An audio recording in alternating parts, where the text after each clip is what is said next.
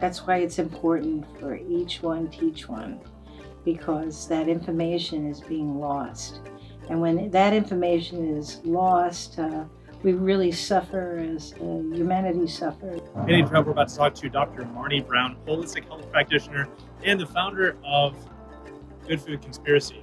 And so we're about to find out what that Good Food Conspiracy is. So let's talk to him.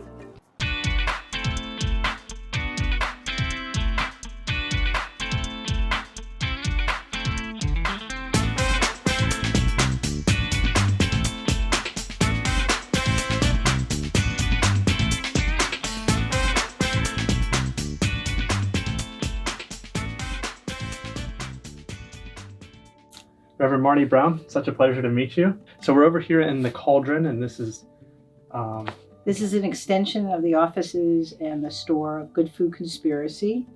It's a healing center.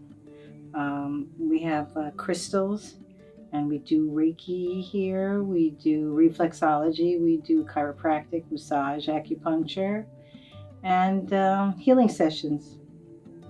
Okay, and next door, that's the health food store, 37 years. Good Food Conspiracy is named Good Food Conspiracy because I felt at that time that there was irradiation going on. A lot of foods were being poisoned, and that this would be the perfect name for a decade or more of controversy having to do with the foods that we're eating. So it kind of fit the times, and it still applies to now. I got started in this through studying esoteric and health issues in the 60s when I was a young macrobiotic student.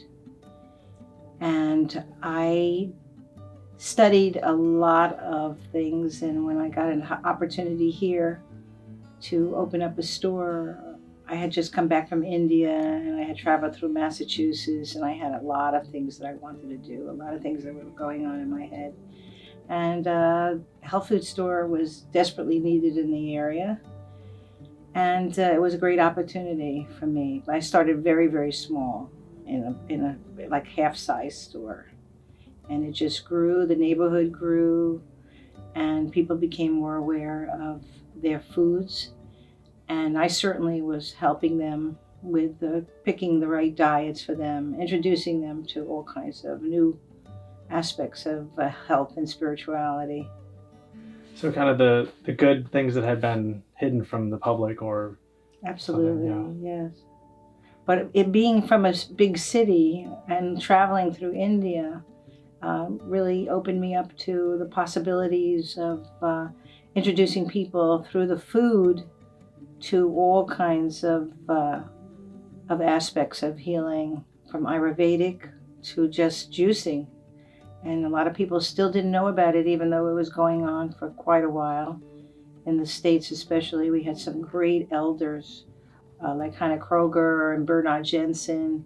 So I was lucky. I was at the last part of that generation to study Dr. Fry's work, Shelton's work, natural hygiene, a lot of things that are not available anymore because of technology has erased so many things.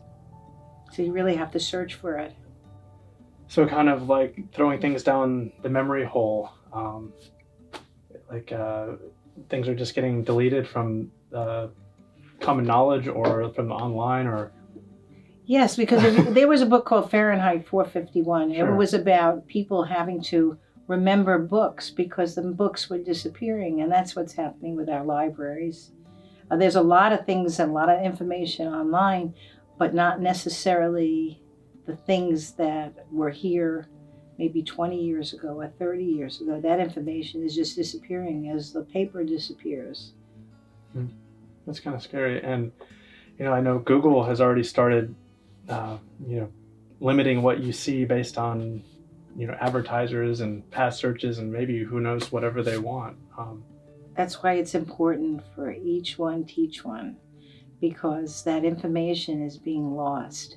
And when that information is lost, we really suffer as humanity suffers because of it. So it's really important that we still keep our books, that we keep our libraries, that people that have any information that is put into a collective. Would be nice to have a foundation to save all this material, which is kind of like what I'm doing here. I see a lot of books. There's a lot of books. I've got storage spaces filled with books. Well, on the other side, you have a whole library of herbs and other, healing, plant-based things. They're very important because if they take away your power, if you let somebody choose for you how you want to live, it doesn't mean that they're God and everything's going to be okay. You have to empower the people to take care of themselves. The women, it's very important right now for women to realize that they're the sage women, that they're the women that take care of their clans, and that it's very important for them to learn about the herbs and what's available for them and their families. So you have to teach them. And it's very, very important to make these herbs available to us, and that not everything becomes manufactured by the pharmaceutical industry. That we still have the plants that grow around us are really the plants that we need the most. And that's passed down from the herbalists, the old herbalists. So as a health food store owner and a holistic practitioner, what are some of the challenges that you're facing? Availability. Often you'll hear negative things about herbs, and it's actually the other things that a person might be taking that have affected the person in a negative way. But they always put herbs first when it's usually the chemicals that they're putting into their body.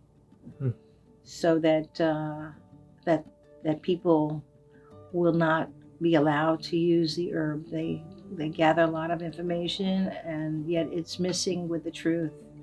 And I was also like to have people know that they should engage in complementary medicine as well as the medicine that we're given through our doctors, that there are plenty of holistic and alternative therapies that work well with that.